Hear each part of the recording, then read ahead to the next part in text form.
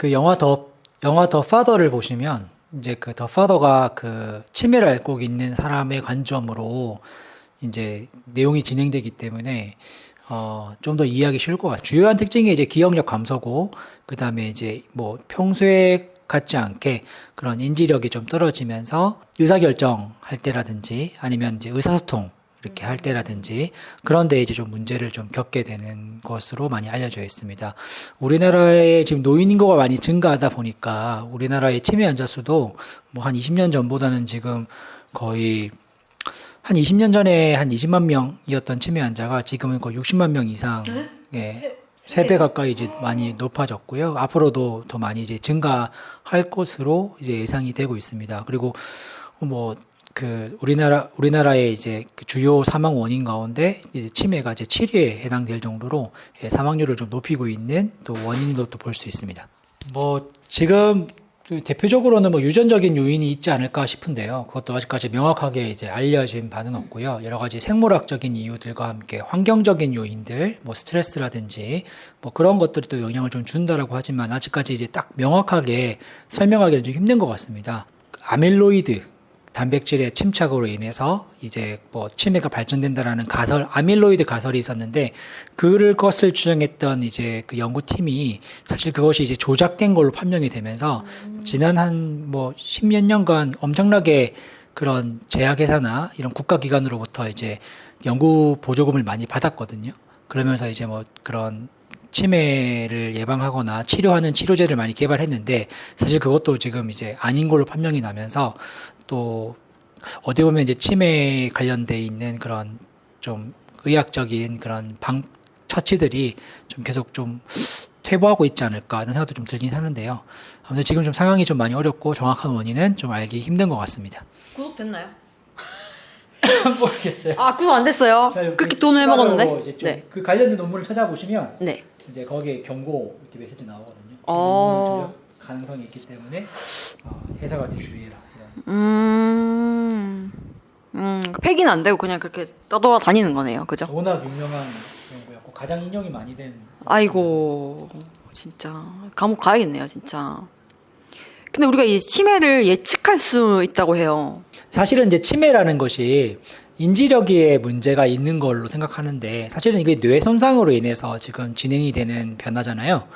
뇌가 손상이 될 때 이 뇌는 뭐 치매에 영향을 주는 그런 뭐 전두엽이라든지 두정엽이라든지 그러한 이제 그 뇌 영역들이 사실은 인지력에만 영향을 주진 않고요. 이게 이제 움직임에도 영향을 줍니다. 그래서 당연히 이제 보행에도 문제가 생길 거예요. 그래서 좀 갑자기 노인들이 걸음걸이가 좀 느려지거나 혹은 이제 잘 가다 갑자기 넘어지거나 뭐 아니면은 뭐 평소에는 이상이 없다가도 이제 없었지만 좀 움직임 자체가 좀 둔해진다. 뭐 이런 일들이 생기게 되면 좀 치매를 좀 의심해봐도 되지 않을까 싶습니다.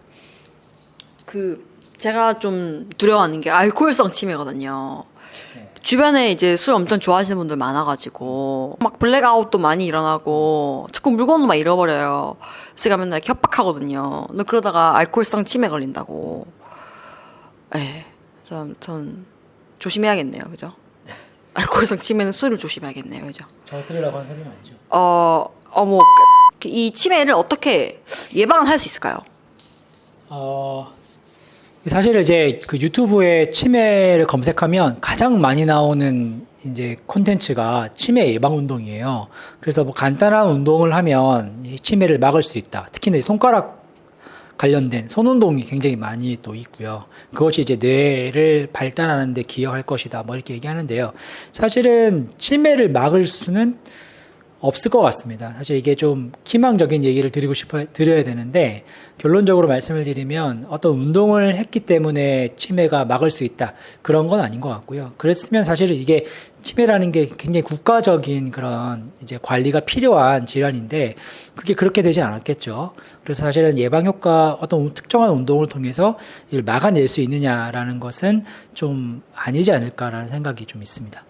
뭐 지금은 이제 영상 이야기 발전했기 때문에 또 어떨지 모르겠지만 명확한 그 치매에 대한 확진은 이제 사후에 이제 돌아가신 후에 이제 뇌 부검을 통해서 뇌에서 여러 가지 뭐 노인성 반점이라든지 이런 것들이 발견이 되면 그로 인해서 이제 이 사람이 치매를 앓았구나라고 우리가 이해할 정도로 뇌 손상과 관련이 되어 있습니다. 그런데 이제 그런 특정한 뭐 고스톱치기라든지 좀 뭐 뇌를 자꾸 사용하게 만드는 그런 훈련이나 아니면 그런 놀이들이 어찌 보면은 이제 인지력을 떨어뜨리는 거를 좀 막는데, 좀 지연시키는 데는 좀 도움이 될 수 있겠죠. 그리고 운동 또한 사실은 이제 어떤 특정한 운동이 치매를 막아낼 수는 없지만, 뭐 인지 개선에는 도움이 되는 건 분명할 겁니다.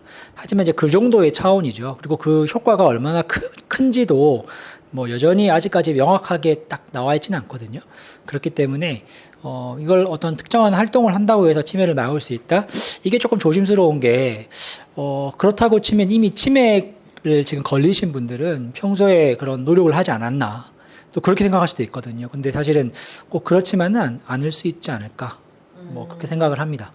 이제 운동을 그러면 할 필요가 없는가 이렇게 얘기할 수 있는데 아니죠. 왜냐하면은 이제 치매 환자분들이 그 인지력만 문제가 되는 게 아니라 실제 운동 능력도 많이 감소하게 되고, 그로 인해서 이제 뭐 낙상 사고도 많이 생길 수 있거든요. 그러다 보면은 결국은 이제 바깥 활동들을 못 하게 돼요. 불안하니까. 보호자들은. 그래서 이제 바깥 활동들을 이제 치매 환자들이 이제 못 하게 되고, 그러다 보면 찾아오는 게 뭘까요?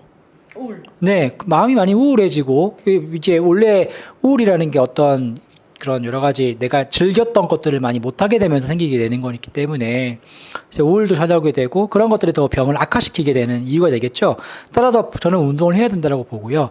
다만 이제 주의할 점은 뭐냐면, 이게 이제 치매가 뇌 손상이 진행된 상태이기 때문에 좀 운동이 좋다고 해서 뭐 매일같이 일반인들이 하듯이 이렇게 운동을 하는 것은 오히려 이제 그 뇌의 병의 어떤 진행을 더 가속화시키는 그런 이유가 되기 때문에 좀 운동을 할 때도 좀 가이드가 있습니다. 보통 알려져 있는 지침이 뭐냐면 하루 한 번에 운동할 때 30분 이상 하지 않기를 권하고요.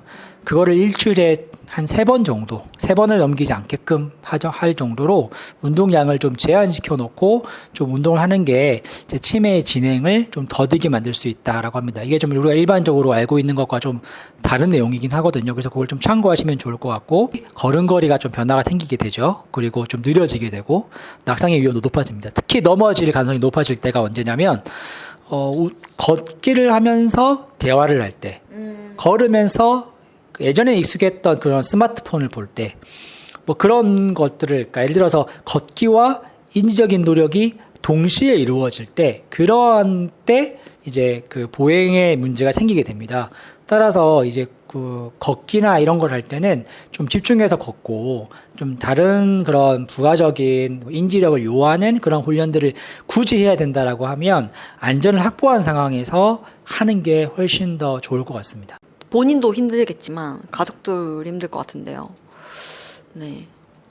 왜냐하면은 우리가 지금 굉장히 많은 치매 환자분들이 대다수는 사실은 가족들이 돌보고 있습니다. 이게 요양기관에 입소가 되면 참 좋은데 요양기관의 수도 상당히 적고요. 그리고 그거를 이용하기 위한 그런 재정적인 그런 부분에서도 부족해서 결국은 이제 가족들이 이제 돌보는 경우들이 상당히 많이 있습니다. 근데 중요한 거는 이제 이게 통계가 되어 있는 게 있는데, 그러면 이제 치매 환자를 누가 돌보는가라고 했을 때 가장 많은 수의 사람들이 이제 며느리가 그 일을 담당한다고 하고요. 그리고 친딸이 그 다음으로 많이 한다고 합니다. 그리고 이제 아니면 이제 남편일 경우에는 그의 아내가 이제 배우자인 할머니께서 이제 그 남편을 이제 돌보는데, 근데 또 반대로 이제 그 할머니가 그렇게 치매를 앓게 될 때 할아버지가 돌보진 않는다라고 해요. 잘. 그건 좀 드물다고 하거든요. 어쨌든 간에 우리나라의 그런 이제 그 중년 이상의 여성들이 이제 치매 환자를 돌보게 되는데, 그로 인한 그런 갈등, 그런 가족 간의 갈등이라든지 스트레스가 굉장히 심한 거로 나와 있습니다.